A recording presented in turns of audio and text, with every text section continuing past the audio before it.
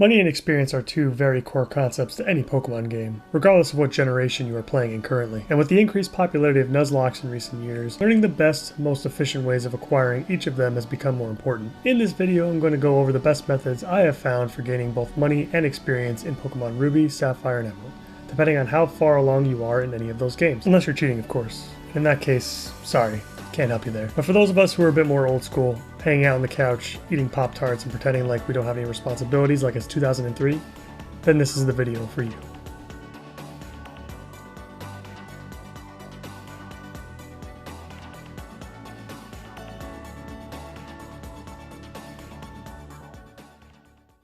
Just like money and experience, grinding is just another component that makes up any mainline Pokemon game. And just as I noted in the intro, with all these Nuzlockes going on nowadays, having knowledge of where the best grinding spots are in each game is very helpful. While many forums across the internet have technically answered these questions, the answer often only applies to training for the Pokémon League and beyond. But what if you wanted to replace certain team members along the way? Or in case of a Nuzlocke, what if you have no choice but to replace team members that have fallen? In these scenarios, grinding can feel like so much of a slog that you'll consider jamming the stylus on the back of your DS into your eye sockets. Not exactly the outcome we want. So sit back, relax, and let's see if we can make the grind a little less sucky, no matter where you are in the game. Before we get into the grinding locations for each gym in the game, here are some general tips to keep in mind when grinding on wild Pokemon, so you can maximize your speed. Number 1, turn battle scene off in your options menu. Turning these animations off in battle temporarily while you grind on wild Pokemon will dramatically increase your experience gains per hour. Number 2, obviously, use the strongest Pokemon that you have when possible, or the Pokemon in your party that will best deal with the wild encounters in each grinding location. Being able to KO wild Pokemon in 1 or 2 hits is another key to speed. Finally, avoid using Pokemon in your party with abilities that trigger additional battle animations. For example, Gyarados may seem like a good option because he's fast and he can usually KO wild Pokemon in 1 hit, but his Intimidate ability triggers every single time he's thrown into battle, and that animation will greatly reduce your XP per hour. With those general tips out of the way,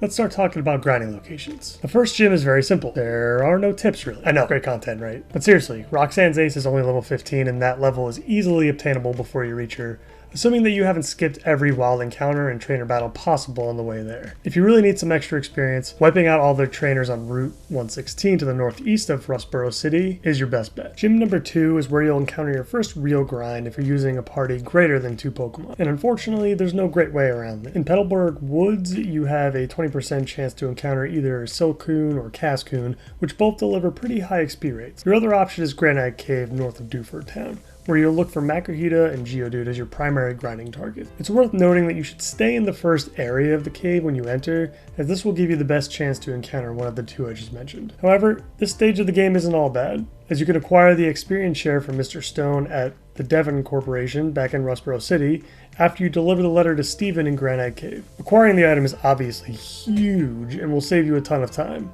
Really awesome that you can get it so early in this generation. The third gym in Pokemon Ruby, Sapphire, and Emerald can be one of the tougher fights, especially if you don't pick Mudkip as your starter. But with all the trainer fights between Slateport, Mauville, and Verdanturf, getting the experience you need to be on par with Watson's Pokemon isn't usually that tough, unless you're Nuzlocking and you've lost a significant amount of team members. If that's the case, I honestly would just start a new attempt, as getting to the third gym in this generation is honestly pretty quick, and you'll basically be spending the same amount of time, if not more, grinding up other Pokemon anyway. If you are looking to grind up some more around this part of the game, especially for the rival fight on Route 110, then, well, Route 10 is actually your best spot, I would say. Plusle and Minun are going to be your primary targets for the most experience gained. The third gym is also when you unlock the bike, and one of the faster methods of gaining experience in this video, which is abusing the daycare on Route 117. Check out the timestamp listed on screen if you want to skip ahead and learn more about that method. The fourth gym is very similar to the third, in that you probably won't have to do a whole lot of grinding, assuming you're taking on every trainer battle you can. But if you're looking for the best grinding spot here, it's actually going to be Fiery Path, and you'll be hoping to run into Torkoal above all else. But Coughing and Machop aren't bad either. Routes 113 and 114 are both very mediocre grinding overall. Seviper and Lombre might seem tempting on Route 114, but they are far more of a hassle than they are worth if you can't one-hit KO them, as Seviper can poison you, and Lombre will often use Mega Drain, both of which will really slow down a grinding session. Meteor Falls, on the other hand, is great if you can get lucky with Soul Rock and or Lunatones, but you'll be running into Zubat most of the time, and grinding on Zubat sucks. Don't do that. Gym 5 back in Petalburg has the least amount of grinding to do in the whole game, considering the difference in level between Flannery's ace and your dad's is only 2. If you're Nuzlocking and lost some Pokemon to Flannery, then Fiery Path is still going to be the best option if you're looking to grind on wild Pokemon. The desert opens up at this point, but the XP yield from virtually all the Pokemon you find there is very poor. Plus, you'll be dealing with constant sandstorm weather, reducing your accuracy and prolonging every fight with unnecessary animations and buffeting if you fail to one-hit KO any of the Pokemon. However, the northern end of the desert does play an important role for gaining experience with our Daycare Method later on. Now let's talk about Gym 6 and basically the rest of the game. At this point in the game, I would highly recommend trying out the other methods I outlined in this video, those being the Daycare and starting to farm Gabby and Ty. See timestamps in the description to jump to those methods. Grinding on wild Pokemon starts to become so much worse after this point, especially in preparation for the 7th and 8th gyms, as well as the Pokémon League. But if you're not a fan of the other methods and grinding on wild Pokemon is your preferred strategy, then here are the spots I would use for gyms 6, 7, 8, and the Pokemon League. Gym 6 is also not very far off from Gym 5 as far as level cap, but it is the more difficult gym to get through in my opinion, and you'll probably want to make sure everyone on your team is topped off and ready. For Gym 6, the best spot to grind is New Mauville, which you can access after acquiring Surf. The only encounters you'll get here are Magnemite and Voltorb, with a very small chance of running into their evolved forms. But either way, XP rates are good and both Pokemon are very easy to kill. However, if you do not have a Pokemon that can deal with electric types, your other option is Route 119 on the way to Four Tree City. What makes this route a little worse for me is the inconsistent encounters. Linoone, Oddish, and Zigzagoon all have a 30% chance to appear, with Linoone being great for XP, Zigzagoon being terrible, and Oddish just being kind of meh. Now some of you may be wondering if I'm including all possible accessible routes for Gym 6, as there are a ton of them between Fortree and Lily Cove that I didn't even mention. And yes, I did take all those routes and locations into consideration, and I still promise you that New Mauville and Route 19 will still yield a higher rate of experience gained per hour than all those other places. Gym number 7. Jesus. If your primary strategy is grinding wild Pokemon, then this will be the worst slog in the entire game by far, even compared to grinding for the Pokemon League. And I would again highly recommend one of the other methods outlined in this video. While the difference in levels between Gym 4 and 5 and then Gym 5 and Gym 6 is only 2, the difference in levels between Gym 6 and 7 is 9. And while there are a lot of trainers and routes to cover at this point in the game, in my experience it is nowhere near enough to cover that 9 level gap for more than a couple of your party members. If you're playing Pokemon Emerald specifically, then the Jagged Pass is actually a really nice area for grinding, with Geodude, Graveler, and Torkoal being the only encounters that you can get. However, this option is unfortunately not available for Ruby and Sapphire players, and in those cases, seriously, if you've made it all the way to this part of the video, I am begging you, please skip to Gabby and Ty strategy in this video, and I'll be waiting for a thank you in the comments. If you still plan to grind on wild Pokemon at this point in the game despite my warnings, then 1, you're a psychopath, and 2, I'm not kidding, you're going to take your ass back to either New Mauville or Route 119. Yes, you heard that correctly. The water routes and caves you unlock along the way to Moss Deep City are incredibly inconsistent and just slower overall. The Pokemon you run into can be as high as level 35 or as low as level 5. Once you eventually get through the 7th gym, you'll get access to the Dive HM. And it is at this point where you can start looking into gathering all the rare candies that you may have missed along the way. There's actually a really great video on YouTube already that outlines these locations perfectly, and I will link that video down in the description below. Onwards to the 8th gym, and it is more of the same honestly. Although, if you are playing Emerald, you will have access to the Sky Pillar, which at this point your Pokemon should be strong enough to deal with the evolved Pokemon that inhabit that area.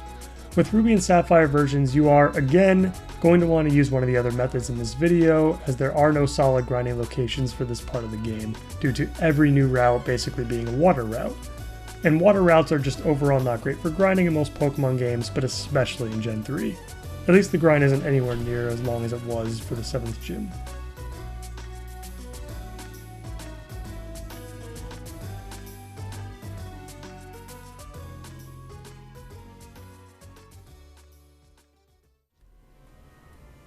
Finally, we need to cover the Pokemon League, and this one is quite simple.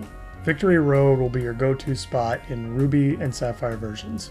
You want to grind on wild Pokemon on basement floor 1 specifically, as seen in this video, as the encounters here will provide the most XP per hour by avoiding Pokemon such as Zubat and Loudred, which do not provide as much XP. You can use this strategy in Emerald version as well, although the Pokemon in Sky Pillar will give you pretty much the same amount of XP anyway, so whichever you prefer will be fine. While grinding in both areas isn't terrible, the other methods we'll be going over next are still better in my opinion. That was a whole lot of information on how to grind on wild Pokemon in Pokemon Ruby, Sapphire, and Emerald. I hope you were able to find something useful in these tips, but now it is finally time to move on to the other methods of gaining experience in this video, as well as how to make some money without cheating. Every Pokemon that has ever come out has featured a daycare service where your Pokemon can gain XP passively while you progress through your adventure, and the Generation 3 games are no different. But is the amount of XP gained worth it? Is it really that much faster than grinding on wild Pokemon? The answer is actually a huge yes. Depending on where you are in your current playthrough when you start using the daycare for XP, it can be 2 to 5 times faster than grinding on wild Pokemon. Maybe even more than that honestly for some segments of the game. You can access the daycare in Pokemon Ruby, Sapphire, and Emerald soon after getting your second badge from Brawley. It is located on Route 117 just west of Mauville City.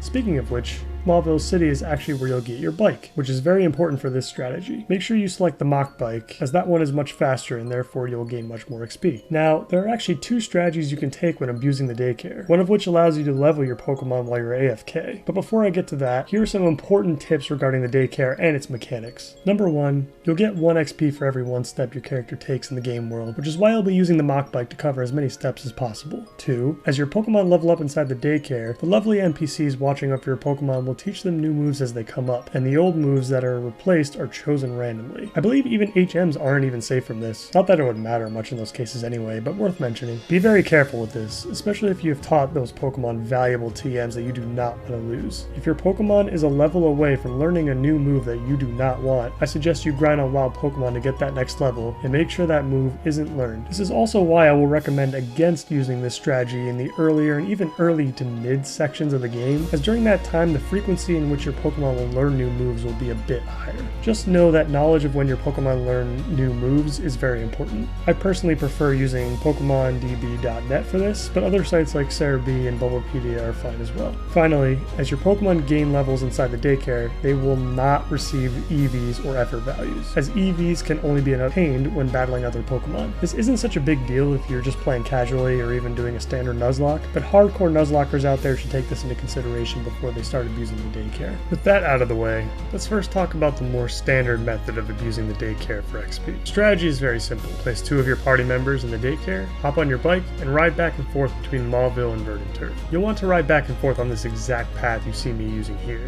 If you follow this path, you won't even have to look at your screen while doing this. And yes, this is boring as hell, but so is grinding on wild Pokemon, which you'll have to do for a much longer period of time to obtain the same amount of experience. This method can be used as soon as you unlock the daycare if you want, although I wouldn't say you really need it all that much until around Gym 6 anyway, with how the leveling curve is in these games. Now the next method is what takes abusing the daycare to a whole nother level. Leveling your Pokemon while AFK is actually very simple in Ruby, Sapphire, and Emerald, but the setup will be a little different depending on which handheld you are playing on. To start, head over to the northernmost point of Route 111. You can get there by going to Mauville City first, heading north, and either traveling through the desert or going through the fiery path. This slope is the key to this strategy. Simply walk up to the slope, hop on your Mach bike, and hold up on your D-pad, and your character will move in place forever. Now all you have to do is find a way to keep up on your D-pad pressed down, and now you have a way of leveling up Pokemon while you are AFK. As I mentioned before, this setup will vary depending on which handheld you are using.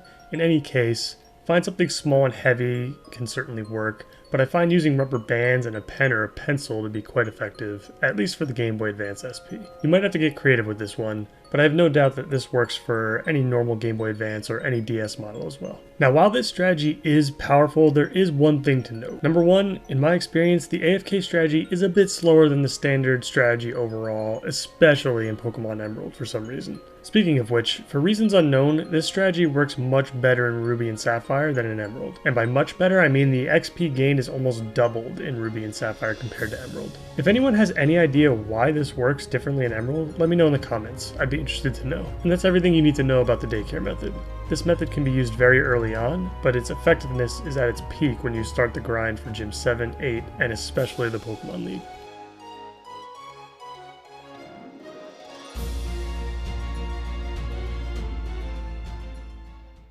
Alright, so I've talked a whole lot about XP in this video already, but now it is finally time to talk about money. Okay, and I'm still going to talk about XP too, as this method is great for both. First of all, why is money important in the first place? Because after all, in most Pokemon games, you often have more than you'll ever need anyway. Well, Ruby, Sapphire, and Emerald have a couple of reasons. Number one being the game corner located in Mauville City. Most Pokemon games have a game corner of some sort in them, but obtaining coins for prizes is often different between each generation, not to mention the prizes themselves are always different. Well, Ruby, Sapphire, and Emerald have, in my opinion, the best possible game corner in the entire series, as one, you don't actually have to play any of the games, you can just purchase the coins with money, and two, Ice Beam, Thunderbolt, and Flamethrower, which are arguably the most valuable TMs in the entire series, are available as prizes.